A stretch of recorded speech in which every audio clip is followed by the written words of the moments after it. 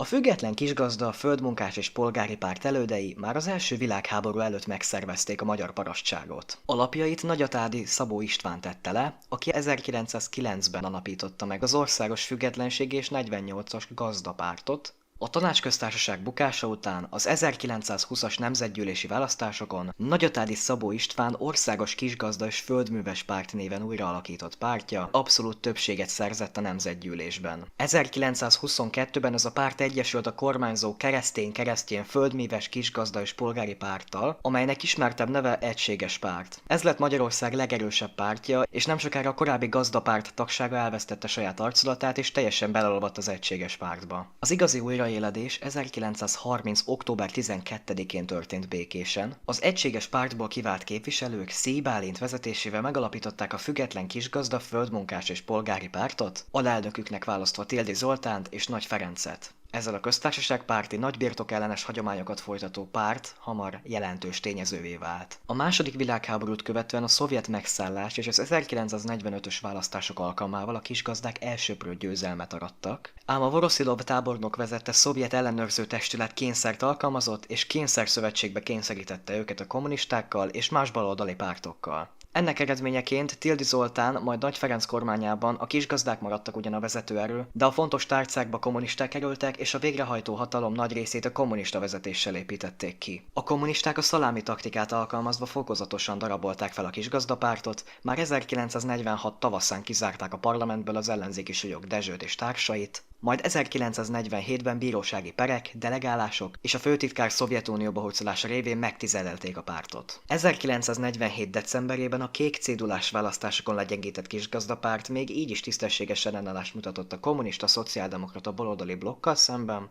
ám politikai súlya a kommunista diktatúra kiépülésével végérvényesen megszűnt. 1949-re más pártokkal együtt a kisgazdák is beléptek a kommunista Nemzeti Függetlenségi Népfrontba, vagyis a pártszervezetüket egyszerűen feloszlatták. A párt rövid ideig még 1956 őszén is felbukkant a forradalom napjaiban, majd hosszú hallgatás után a politikai rendszerváltozás küszöbén 1988 novemberében újraélett. Ezzel a 80-as évek végén a több pártrendszer hívei között újra megjelent a kisgazda mozgalom ígérete. Máshol égbe törő hegyek magasodnak, végtelenbe tűnő óceán hullámzik. A mi hazánknak nincsenek nagy hegyei, tenger sem simogatja határát. Mégis gazdag, mert Magyarországnak két kincse van, a gondolkodó ember és a föld.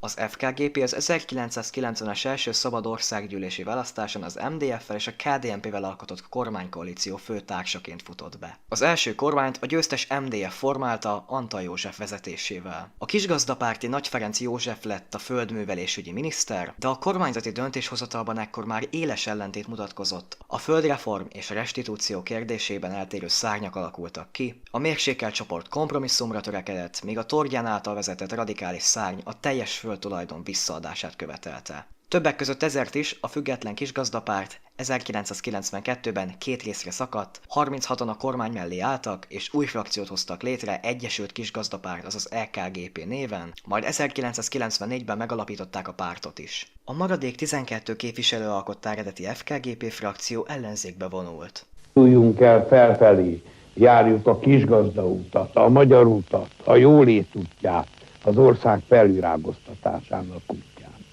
A Független Kisgazdapárt a választási győzelme esetére megteremti az ország felemelkedésének feltételeit, biztonságot, jólétet, emberi méltósággal élhető életfeltételeket teremt.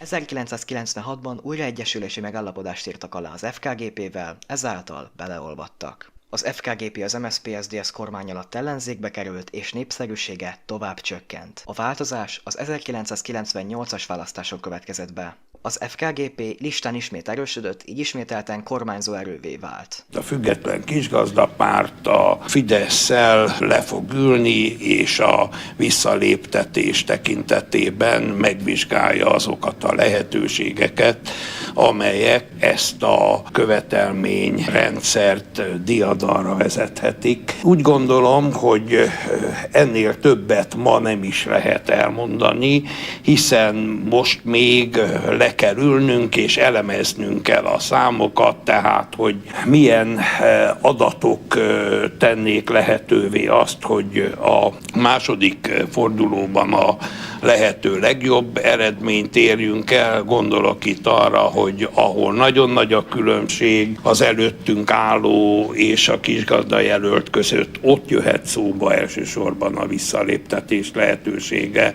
ahol viszont a kisgazdajelöltnek győzelmi esélye van, ott ez természetesen szóba sem kerülhet, de csak a kölcsönösség alapján és az eredménycentrikusság alapján vagyunk hajlandók ezekről a kérdésekről tárgyalni. Tordján József 1998-ban ismét pártelnökké vált. Ő kapta a földművelésügyi miniszteri tárcát az Orbán kormányban. A párt szövetségese a kormányban innentől a Fidesz és formálisan az MDF lett. A 2001 és 2002-es években újra belső vihar tört ki. Tordján József gyakran heves, néha kiszámíthatatlan magatartása és harca a földtulajdon témájában a saját emberei elé is vetett árnyékot. 2001-ben lemondott. Kértem a miniszterelnök urat, hogy fogadja el a lemondásomat, magam helyett Gyimóti Gézát, az országgyűlés alelnökét javasoltam, aki korábban a mezőgazdasági bizottság alelnöke volt. Gyimóti Géza, ha a parlament megválasztja a miniszternek,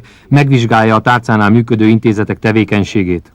Áttekintem, és csak ami a közvetlen parasság érdekét, ami a magyar termelők, az élelmiszerfeldolgozók, a magyar agrárium és a vidékfejlesztés ügyét szolgálja, csak azokat szeretném támogatni.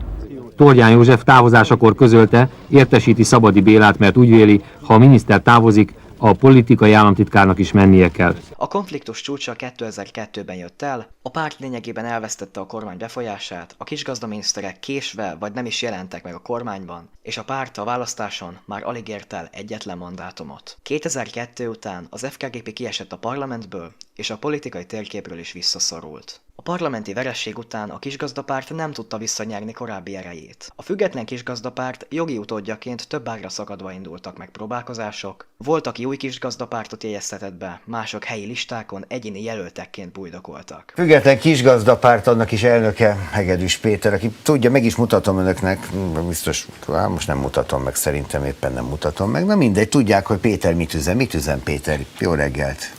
Jó reggelt kívánok a kedves nézőknek is! Péter azt üzeni, hogy a Független Kisgazdapárt április 6-ától ott lesz a parlamentben. Itt van, most nagyon meg tudom mutatni. Erőteljesen reméljük ezt, és akarjuk is, és természetesen dolgozunk érte keményen.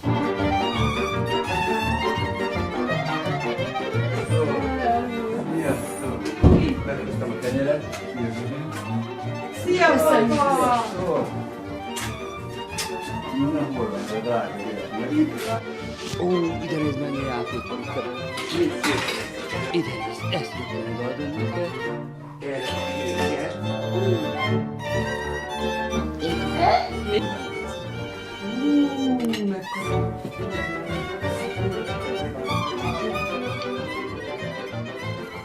Aki ételt, italt adott, annak neve legyen áldott. Egészségetekre, jó étvágyat mindenkinek. Isten, haza, család. Az édes anyaföldünk teremtményeivel, a múltunk, a jelenünk és a jövőnk. Szavazz a Független Kisgazdapártra, szavazz a jövőre. Készült a Független Kisgazdapárt megbízásából. Kutya legyek, hanem a kisgazdapártra szavazok. Ha nem oda szavazol, kutya maradsz, és nem ugathatsz bele az ország dolgaiba. Készült a Független Kisgazdapárt megbízásából.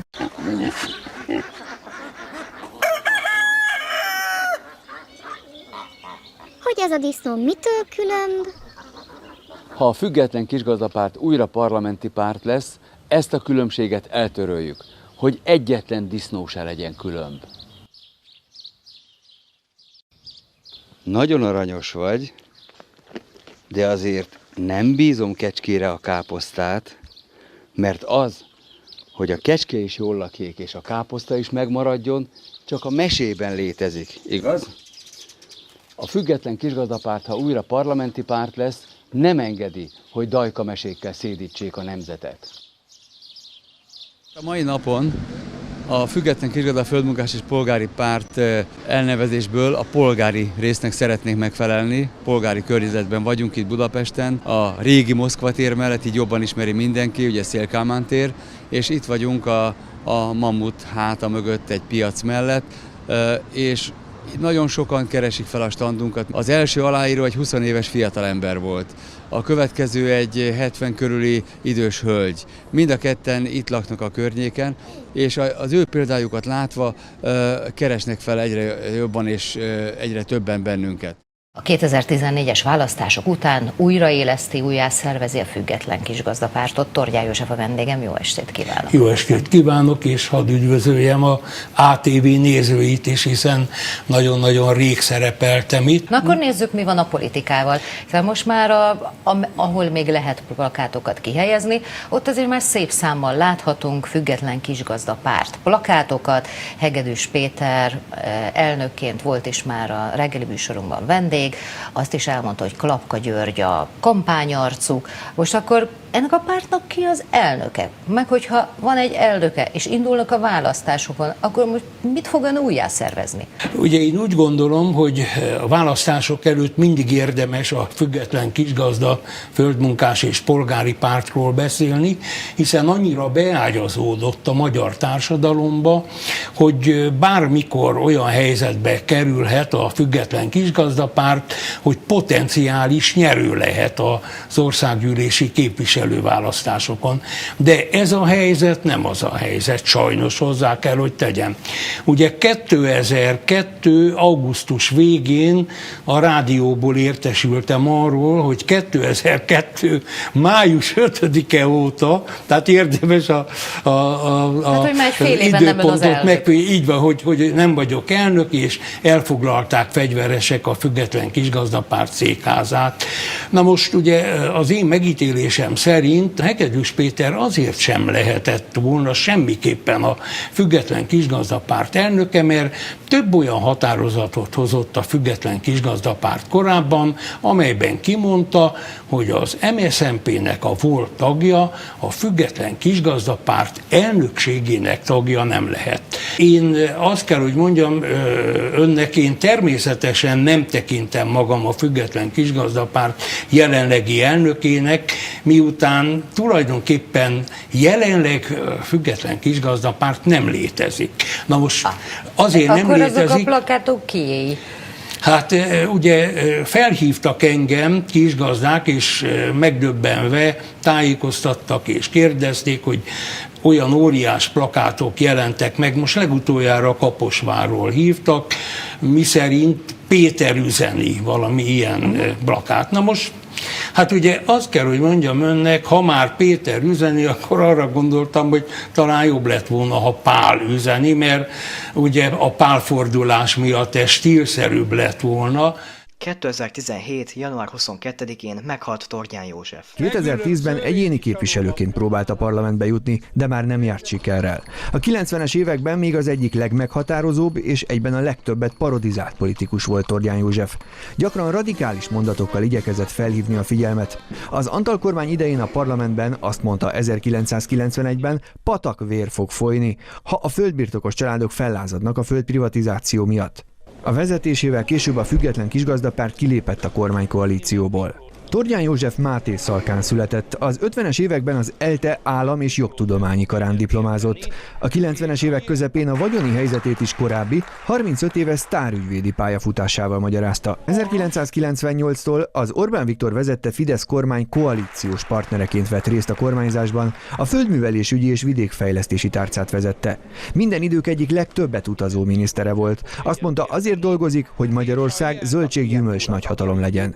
2001-ig az FTC-t is irányította. Az 1998-as választások előtt robbantottak az otthonuk előtt, a mai napig nem tudni, kik voltak. 2 kiló danubitot tettek le, távirányítással, robbantható szerkezettel együtt. Azt kell, hogy mondjam, a jóisten különös kegyelme, hogy én ebből a helyzetből úgy megmenekülhettem. Ezt mondta egy évvel ezelőtt a merényletről a 21. század című műsornak. Tordján József tavaly decemberben szívelégtelenséggel került kórházba. 85. életévében otthon, szűk családi körben érte a halál. Végül 2021 nyarán bírósági felszámolási eljárás indult a párt ellen, ma az FKGP a cégbíróságon folyamatban lévő felszámolás alatt áll. A hivatalos kisgazdapárt ügyintézése szétzilálódott, a szervezet gyakorlatilag megszűnt létezni. Vezetőik a Mi Hazánk jelöltjei lettek ugyanúgy, mint a miébnek. Az FKGP összes valaha volt elnökét a képernyőn láthatjátok.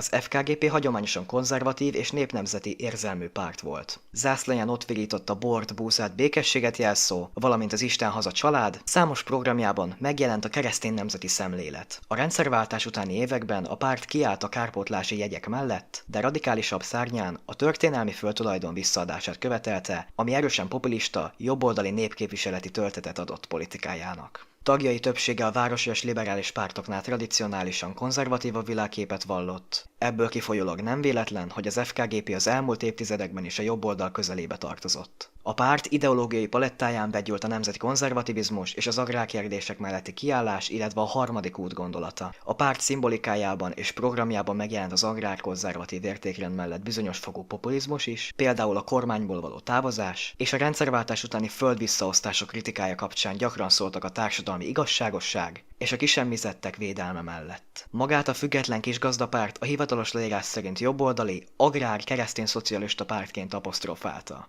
Ennek a videónak viszont a végére értünk, ha tetszett a videó, dobj egy lájkot és iratkozz fel, valamint ha bármilyen fajta megjegyzés vagy akár kérdésed maradt, leírhatod kommentben. Idén már nem lesz videó, emellett most 2 hét helyett 3 hét múlva lesz újabb videó, január 10-én. Köszönöm szépen a figyelmet, kellemes ünnepeket és... boldog karácsonyt kívánok!